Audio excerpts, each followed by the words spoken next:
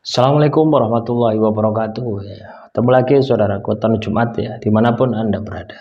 Menanggapi komentar saudara kita ya, kaitannya dengan bagaimana supaya mendapatkan ilmu yang baik. Ilmu yang baik itu adalah ilmu yang ketika kita menjalankan ya, itu tidak ada keraguan gitu loh ya. Harinya srek nong hati. Nah, sebenarnya diri kita ini sudah memiliki filter ya teman-teman ya, sudah memiliki apa ya, penyaring gitu ya. Kita ini manusia ini dikaruniai dua filter, filter pikiran dan filter batin. Ketika kita mendapatkan pemahaman tentang sebuah keilmuan, nah itu kan kita ini dipahami melalui pikiran dulu gitu ya. Dari pikiran is okay, lolos ya, masuk ke dalam batin. Batin ini difilter lagi. Nah, ketika batin lolos berarti bagus. Artinya apa? Tidak ada silih genje, tidak ada pertentangan antara pikiran dan batin. Nah, kadang ilmu itu ya, ilmu ini kan sifatnya ini netral gitu ya. Sifatnya netral. Ini juga tergantung dari orang yang menjalankan gitu ya. Menjalankan ilmu tadi gitu. Untuk apa? Apakah untuk kebaikan ataukah untuk sesuatu yang jahat gitu. Ini pun juga akan berbeda ya, jadi kalau Anda katakanlah bagaimana cara supaya mendapatkan ilmu yang bagus gitu ya, kalau saya tidak pilih-pilih apapun ilmunya ya tak pelajari gitu. Sepanjang saya bisa melihat, saya bisa memahami, tak pelajari semua gitu ya. Baru nanti saya filter di penggunaan gitu ya. Penggunaan inilah harus ada kemanfaatan, harus ada manfaat bagi diri saya, harus ada manfaat bagi orang lain, jangan sampai merugikan orang lain. Nah, baru ilmu tadi itu akan menjadi ilmu yang bagus ya. Loh, misalkan Anda ini katakanlah terkena sihir gitu, terkena santet. Loh, Anda harus mempelajari bagaimana pola kerja santet gitu. Loh, kan jelek toh, tapi kita memiliki tujuan bagaimana pola kerjanya, yuk kita pelajari ya apa caranya. Tujuannya apa? Untuk mengobati orang yang terkena santet ya, minimal untuk mengobati diri sendiri gitu, dengan cara seperti itu, dengan melihat oh bagaimana pola kerjanya, oh santet ini seperti ini, seperti ini, seperti ini.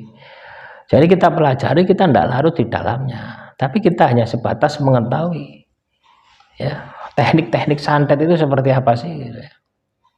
Nah, tujuannya apa? Supaya kita terhindar dari santet, bukan tujuannya supaya kita bisa ilmu santet gitu.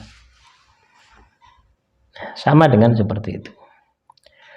Terus juga ini menanggapi komentar saudara kita ya, bagaimana cara membangkitkan spiritual ya, teman-teman Weton Jumat. Spiritual itu akan bangkit manakala Anda ini berkualitas ya di dalam ibadah dan tirakat ya.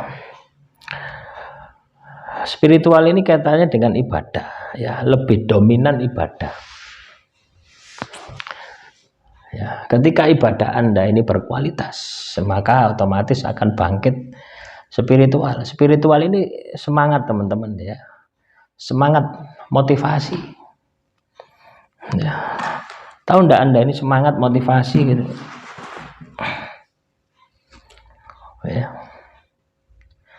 Misalkan ya, Anda ini bekerja setiap hari gitu.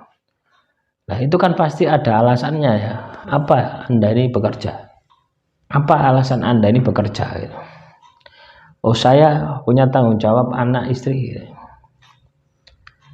Itulah motivasi itu seperti itu. Spiritual juga seperti itu. Tapi bedanya ya, spirit ini didapatkan dari hasil ibadah.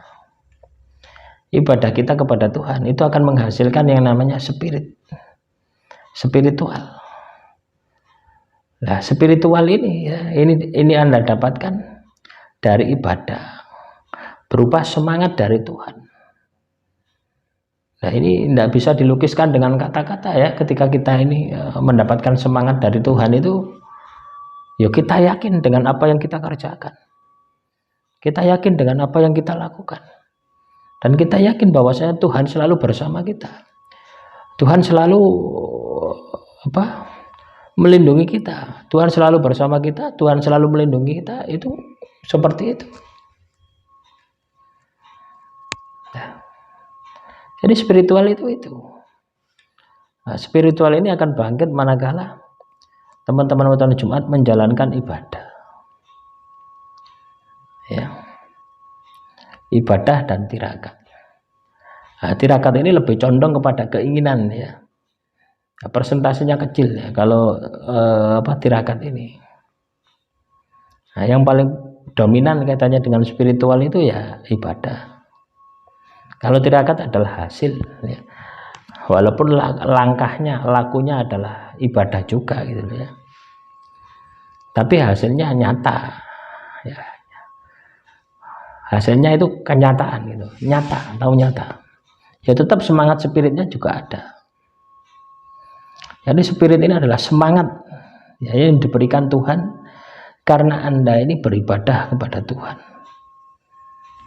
Dan semangat ini Anda gunakan untuk kehidupan duniawi, untuk bekerja, untuk berusaha, untuk mewujudkan cita-cita dan sebagainya. Nah, itulah yang dimaksud dengan spiritual. Ya, membangkitkan spiritual, membangkitkan semangat. Ya, motivasi di dalam diri kita hasil dari laku ibadah kita kepada Tuhan. Jelas ya, orang katakanlah yang ahli ibadah itu spiritualnya bangkit, semangatnya bangkit, percaya dirinya bangkit. Walaupun katakanlah dia itu tidak memiliki apa-apa, tapi dia yakin Tuhan selalu bersama dia. Dari mana keyakinan itu muncul? Dari laku ibadah dan tirakat dia. Nah, inilah yang disebut dengan spiritual. Demikian yang bisa saya sampaikan. Wassalamualaikum warahmatullahi wabarakatuh.